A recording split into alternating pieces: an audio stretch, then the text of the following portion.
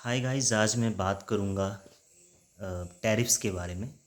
अभी हाल फिलहाल में खबर आई कि डोनाल्ड ट्रंप ने अराउंड 100% टैरिफ जो है चाइना पे लगा दिया है, जो कि एक बहुत बड़ी खबर है। और इसी के बारे में हम बात करेंगे। और उसके बाद हम बात करेंगे गाज़ा और इसराइल में जो वॉर हो रही है, लड़ाई हो रही है गाज़ा और हमास हमास और इसराइल के बीच में, उसके सीज़ फायर के बारे में हम बात करेंगे। तो ये दो चीज़ें हम बात करेंगे। सबसे पहली बात करते हैं चाइना और यूएस के बीच में जो ट्रेड वॉर चल रही है उसके बारे में। अभी हाल फिलहाल में खबर आई कि भाई यूएस ने चाइना पे 100% टैरिफ लगा दिया। बट मुझे ऐसा लगता है कि भाई यूएस ने जो टैरिफ लगाया है चाइना पे, उसका असर जो है यूएस पे ही बहुत बुरा पड़ने वाला है। क्योंकि हाल फिलहाल में आपने देखा कि उससे वहाँ से, क्योंकि वो टैरिफ लगाने के बाद जो यूएस के जो मार्केट्स थे वो बहुत ज़्यादा नीचे गिर गए और तकरीबन $1 ट्रिलियन के लगभग जो है उनको नुकसान हो गया।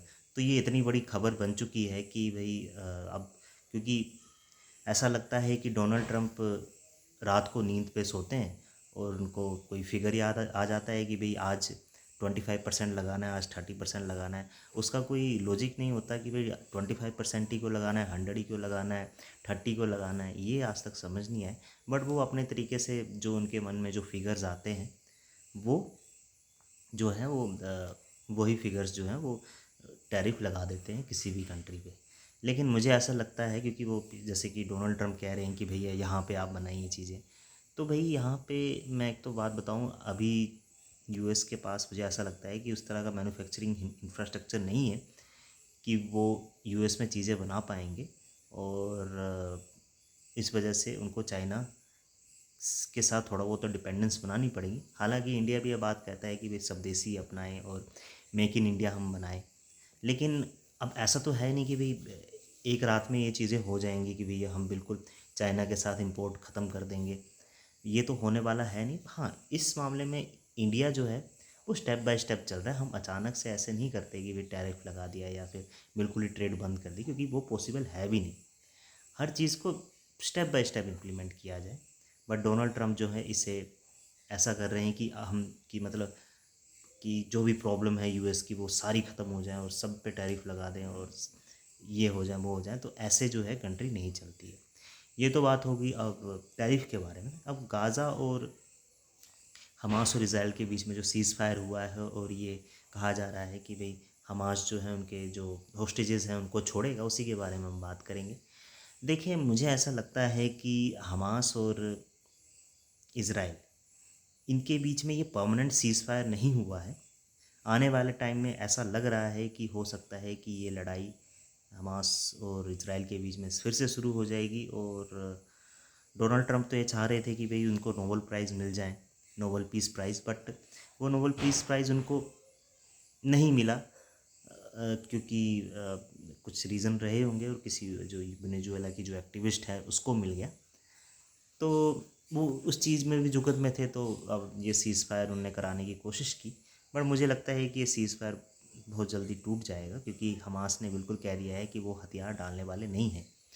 तो इससे ऐसा लग रहा है कि ये लड़ाई और लंबी चलने वाली है। और मेरे ख्याल से ना तो इसमें इसराइल जीतेगा इस लड़ाई में, ना ही हमास जीतेगा।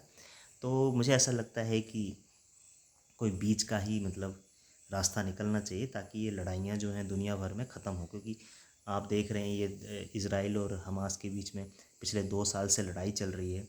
और यूक्रेन और रशिया के बीच में लड़ाई 3 साल से ऊपर हो गया है। वो चलती जा रही है, चलती जा रही है, लेकिन लड़ाई रुक नहीं पा रही है। तो हमें ये देखना होगा कि ये लड़ाई अगर बंद होगी तो काफ़ी हद तक दुनिया में स्टेबिलिटी आएगी। जो ग्लोबल मार्केट्स में जो उथल पुथल मची हुई है कि कभी मार्केट नीचे जा रहा है ऊपर जा रहा है, क्योंकि ये ग्लोबल मार्केट्स के लिए अच्छी चीज़ नहीं है, सप्लाई चेन के लिए। तो ये जंगें जो हैं, ये लड़ाइयाँ जो हैं, जितनी जल्दी रुक जाए उतना ज़्यादा अच्छा है। तो यही मैं बात कर रहा था। अभी आप देख रहे हैं कि इंडिया पे भी इसका कुछ हद तक असर तो पड़ता ही है। अभी आपने देखा कि भाई सीज़ फायर का ऐलान हुआ दोनों कंट्रीज़ के बीच में, तो सोना जो है नीचे गिर गया। तो सीधी सी बात है, जब भी मतलब चीज़ें नॉर्मलाइज होती हैं तो सोने के दाम गिरते हैं। तो इसका असर दुनिया पे तो पड़ेगा ही पड़ेगा। तो अगर ये जंग रुकती है तो काफ़ी हद तक चीज़ें स्टेबलाइज होंगी और अनसर्टेनिटी जो है ग्लोबल मार्केट्स में वो ख़त्म होगी। तो यही था मेरा वीडियो। और हालांकि मैं मानता हूँ कि इंडिया की इकोनॉमी इतनी स्ट्रॉन्ग है कि दुनिया में चाहे मतलब कोई भी लड़ाई हो उसका असर इंडिया पे बहुत ज़्यादा पड़ने वाला नहीं है, क्योंकि यूक्रेन रशिया की भी वॉर हुई, थोड़ा वो स्टार्टिंग में इंडिया पे असर पड़ा, मार्केट नीचे गिरा, लेकिन बाद में वो ऊपर भी उठा। तो ये साइकिल्स हैं, कॉन्फ्लिक्ट चलती रहती है दुनिया में, तो इनसे घबराना नहीं है। जो इन्वेस्ट करते हैं वो लॉन्ग टर्म के लिए अगर कर रहे हैं तो फिर ज़रूर उनको फ़ायदा होगा। यही था मेरा वीडियो। और वीडियो कैसा लगा तो ज़रूर आप वीडियो को लाइक करें, और हाँ, मेरे चैनल को ज़रूर सब्सक्राइब करें, सो दैट मैं और अच्छे अच्छे वीडियोज़ आपके लिए लेकर आऊँ। Thank you.